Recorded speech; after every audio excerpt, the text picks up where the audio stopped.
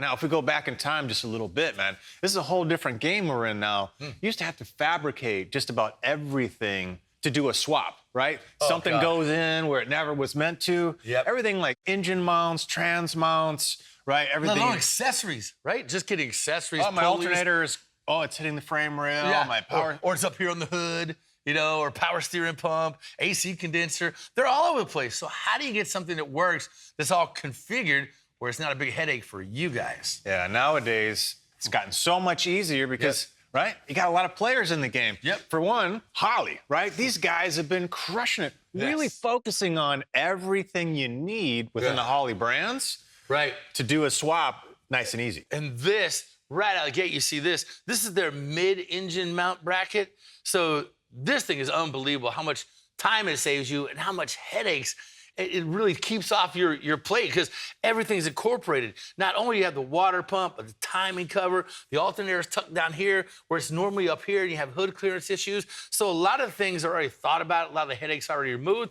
This is one of those covers you get, and it's bam. One application, you got everything included, everything from the power steering pump, which pressure on that works for the old vehicle. There's a couple options there, and it's all incorporated. So you don't have to think, you don't have to go to junkyard, you don't have to go to part places and try to, you know, harvest all these parts and get them to match up. Yeah. Well, we've got this complete front accessory drive on it. I'm gonna outfit the rest of this a little bit. We did a little refresh on the motor here. Did it painted up in the street Mopar colors. The HEMI orange, man. We got the MSD coils on it, and we've got the oil pan that we know is gonna fit in this truck with a cross member, which is another typical hurdle on a swap. How many times have you had that, set an engine in, the oil pan doesn't match, you're like, no.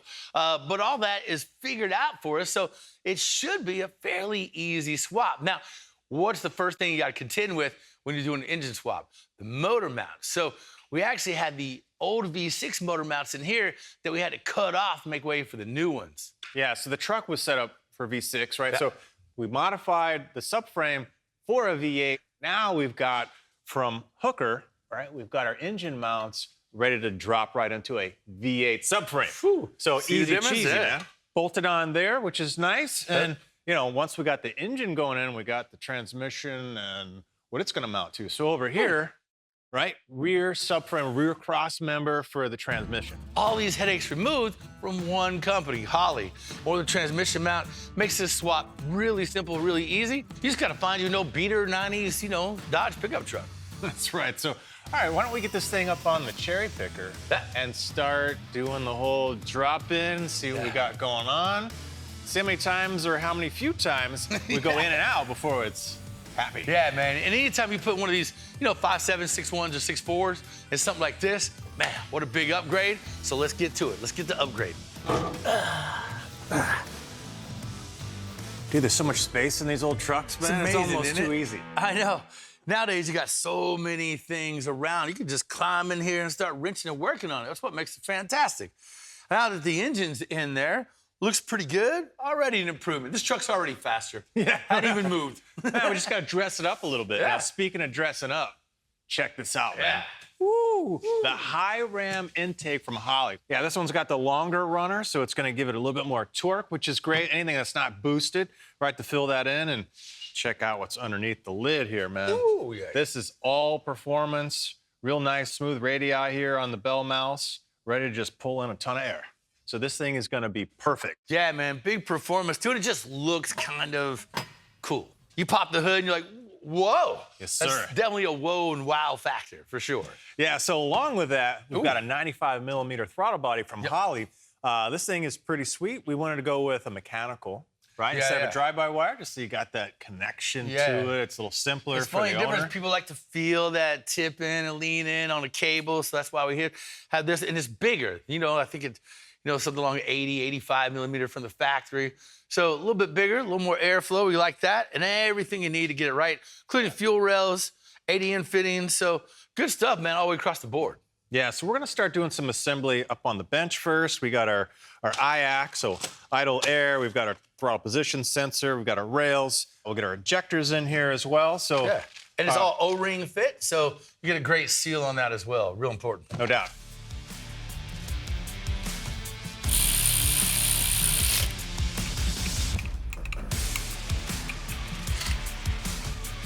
grab a hat.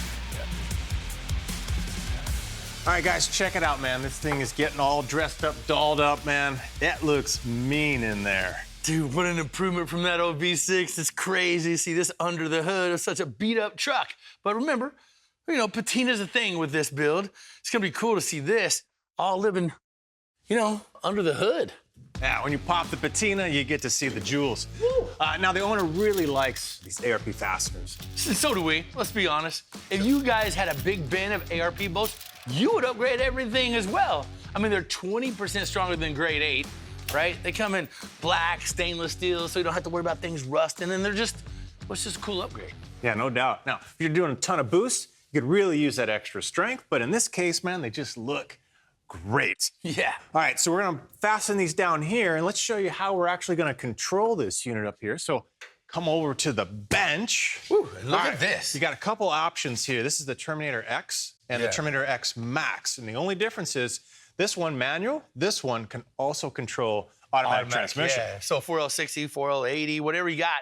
In this case, you know, we only need this one because it's going with the manual, but man, how nice is this to have in case you're really doing some serious upgrades, especially performance racing guys, gotta love it. No doubt. So we got all the harnesses, everything that we need to get this thing. So imagine, again, back in the day, right, when you're doing some kind of swap, you're having to, you know, feed through harnesses and getting controllers to work. This is just a plug and play. It's all pre-labeled, so plug and play, and you're rolling, man, in a couple hours. Yeah, now you got your screen so you can interact, and what's really awesome about these units here is they've got a lot of extra features like boost control and progressive nitrous, it's unbelievable. and data logging. Reading everything about it. You got boost control, you can do boost gear, boost RPM, boost versus whatever you want, nitrous. It works with wet or dry systems, progressive controllers, systems without progressive controllers. It has everything it needs to really up the performance. Man, all of a sudden that thing goes from a kind of a trashy looking old Dodge truck to something that's kind of cool. Now, the patina works with something like this, but imagine popping that hood, you got that 5.7 HEMI, man, you're seeing that intake, exhaust when that gets done, backed up by something like this, a T56 Magnum. This thing is awesome. All of a sudden, dude, that thing goes to a wicked sleeper truck, man. No doubt. Now, a lot of people still use the older T56 to talk about these 6-speed boxes, right? So you got double overdrives. Nice. Now, they kind of ran out, I think, in 2007-8. So then it went to the TR6060. It's the heavier duty platform. It's got wider gear faces for more loads. Totally capable. And then when you put that with the Magnum, which makes it super powerful for aftermarket, easily configurable for shifters and all that stuff, this is the box, man. And I'm really proud of our owner for going with the 3 pedals. And then you come to the front of it, and look what other goodies we got from Lakewood. All right, how about this cast aluminum bell housing? Cast aluminum, I mean, man. come on, man, that doesn't weigh anything. Yeah, So, well, it's awesome. great from a weight standpoint, but a lot of the steel SFI-capable bell housings have larger flanges. Sometimes it can be a little tight to get exhaust to come through and tunnels, so perfect setup. Let's get this bell housing bolted in, and I think we're going under the truck to start doing some stuff there, man. Let's go mock it up, guys. All right.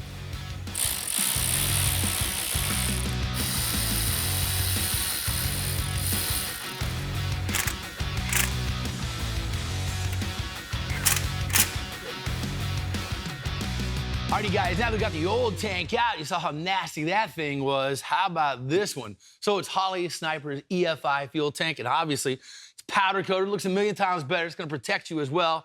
Capacity-wise, 22 gallons, the old tank. This is 26 gallons. You get a little more fuel in there. And with this tank, it's metal, not plastic like the original tank was. Here's what I like.